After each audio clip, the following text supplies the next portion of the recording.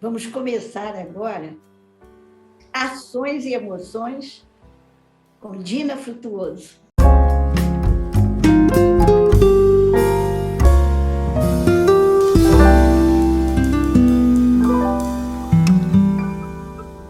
E hoje chegamos às perguntas.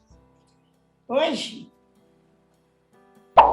o nosso tema é recentes dúvidas, porque me perguntaram várias coisas, eu fiz alguns grupos, trouxe aqui, até anotei, que é para nós sermos objetivas. Eu falei muito com vocês sobre foco, não é? E é uma das coisas que eu tenho bastante na minha vida, porque é muito importante para que você mantenha a sua saúde mental.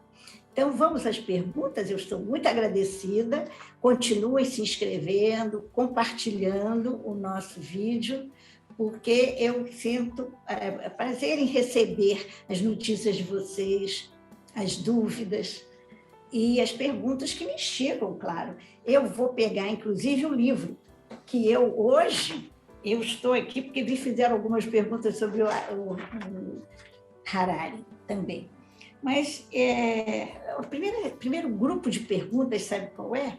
É sobre as dicas que eu dei para vocês, para nós nos salvarmos de tudo isso que está acontecendo, e já me disseram, mas, doutora, a senhora falou nas dicas, mas já tem coisas novas. E é verdade. O mal, ele está por aí também, sempre criando coisas novas, e nós precisamos aprender a nos defender. Uma das dicas que eu dei para vocês, que é atender o telefone, o iPhone, fale, nunca responder nada sim ou é, porque eles perguntam, fulana de tal que está falando, aí você diz sim ou é. Então, os técnicos dizem para nós não responder em qualquer que seja o caso. Então, é dizer, fale. Sabe o que eu tenho feito muitas vezes? Que eu observo lá que é um telefone que eu não conheço, eu atendo assim, gravando. A maioria das vezes desligam logo. Tem sido muito interessante. Eu desenvolvi agora essa técnica. Então, os golpes vão continuar. Nós sabemos que cada dia há uma novidade de golpe. Qualquer coisa de banco, ligue para o seu banco, vá lá no seu banco, não aceite, porque isso de banco, então, está uma coisa terrível. Cuidado com o Pix também, porque, por um lado, é muito bom, não é, para as pessoas que pagam, porque algumas pessoas que têm aplicações, eles não pagam nada, então eles nem precisam de Pix. Porque o Pix é para não pagar nada, não é isso? Não pagar nada no banco. É uma das maneiras que nós temos de economizar. Bom, então, essa foi uma série de perguntas sobre as dicas para nós nos defendermos, né? Teve um dos programas aí que eu falei sobre isso. Agora, o segundo grupo é sobre o Harari, não é? Eu estou aqui com o livro 21, agora já está comigo, 21 lições para o século XXI. Aí, sabe que muitas pessoas me perguntaram, este aqui tem 441, né? 41 páginas. Eu até olhei aqui para dizer para vocês, 441 páginas. Como é que a senhora lê? Porque esses livros são assim, são assim.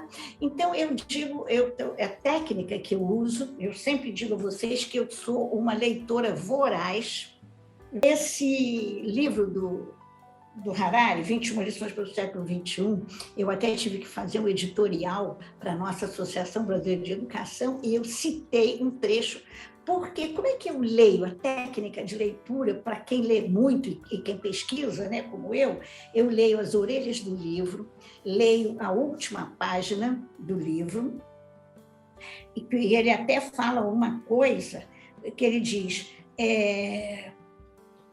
que nos ajuda a direcionar nosso foco num mundo cada vez mais caótico. Usa esse termo, né, que nós usamos na outra entrevista, na outra gravação.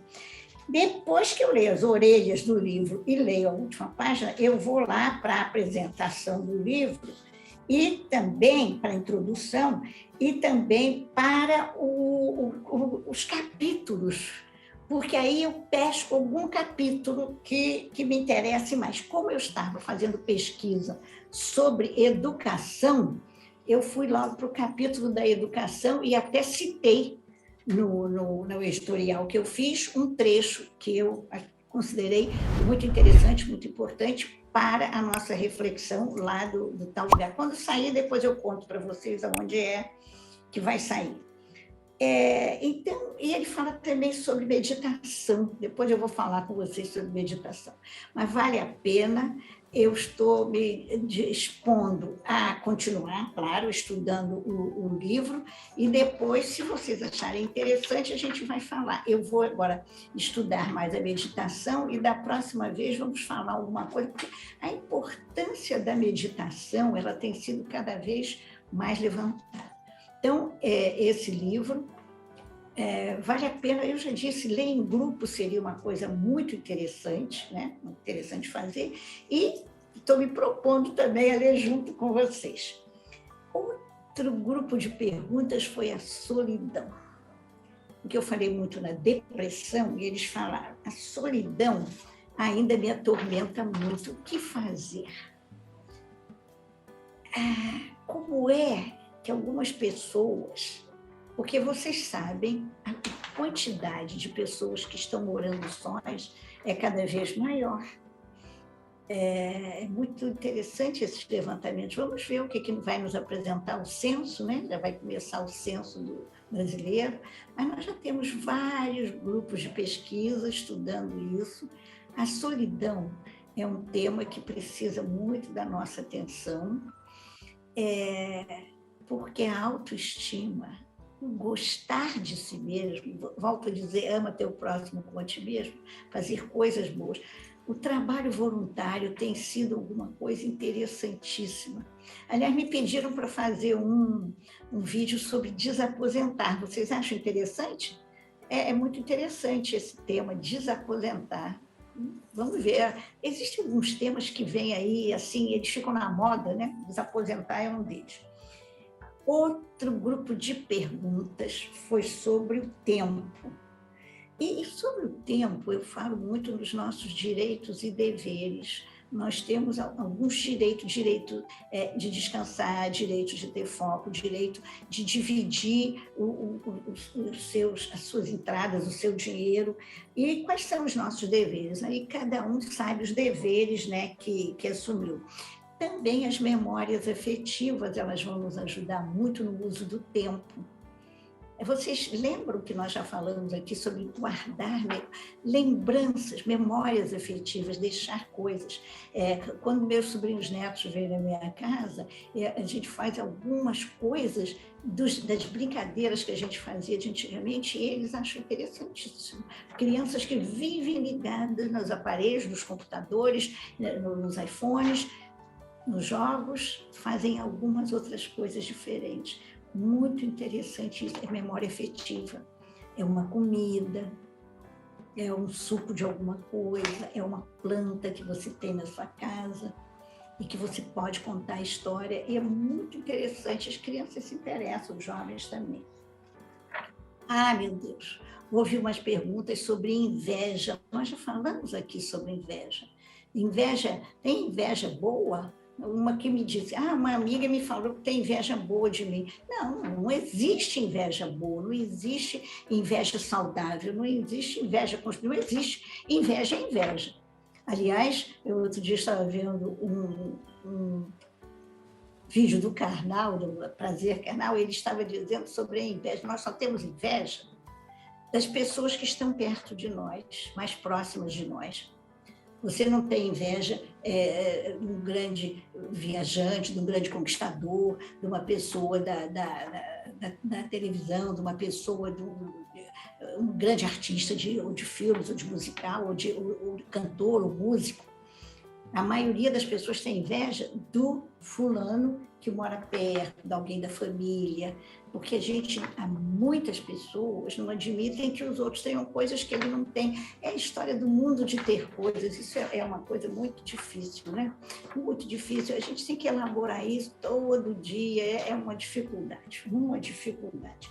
Então, a inveja, se vocês quiserem, a gente pode voltar, mas não existe inveja boa.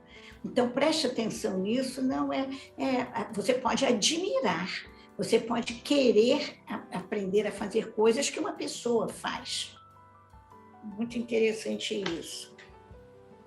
Também, sim, sobre Alzheimer, porque existem coisas aí, vídeos sobre Alzheimer de A a Z, procurem ver, procurem saber, procurem se informar, mas não fiquem passando mais aquilo, faz isso, faz aquilo para o alemão te pegar, isso não adianta nada.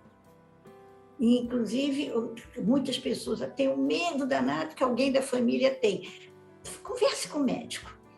Vá a algum médico, médico do SUS, médico particular, converse com o médico, fale sobre Alzheimer, mande as perguntas para nós, fale com os psicólogos. Existem tantas pessoas agora na internet respondendo a perguntas. Não é para vocês terem medo, medo não ajuda nada. Então, nós precisamos nos cuidar se você tem algum sinal, porque se esquece uma coisa ou outra, isso não quer dizer Alzheimer. O médico é que diagnostica, para com isso. Né? Então, também eu vou colocar lá no meu Instagram um endereço, porque agora tem acesso para todas as pessoas a um endereço internacional para fazer perguntas. Então, depois eu vou mandar para fazer para vocês também. E uma pergunta que me fizeram, eu agora vou fechar com essa, que mudou o Estatuto do Idoso? Não, gente, não foi o Estatuto que mudou só o nome.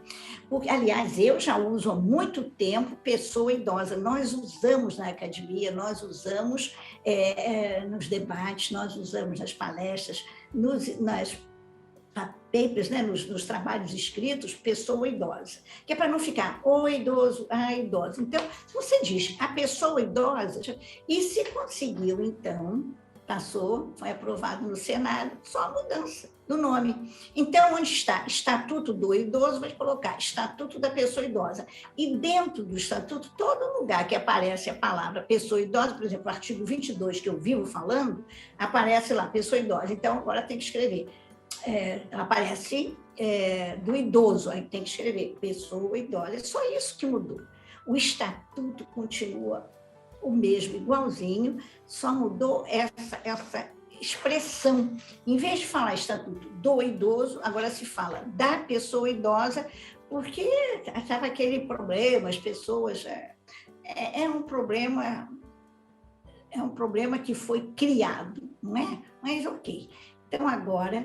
houve essa mudança, eu também há muito tempo que eu já uso, aliás, lá na Associação Nacional e Internacional de Imprensa, a comissão que foi criada, que me deram a presidência, eu pedi para colocar, Comissão da Pessoa Idosa, já há vários anos. Então, isso aí não é nenhuma novidade, foi só a oficialização de uma terminologia que a academia já estava usando. Então, vocês... não se preocupem, porque os direitos que vocês têm, né, previstos no Estatuto do Idoso, vão continuar. E nós precisamos nos juntar mais, frequentar os fóruns em que se fala sobre isso, porque há muita ausência das pessoas idosas. Então, eu estou terminando por aqui e vamos passar agora a nossa micromaratona de emoções.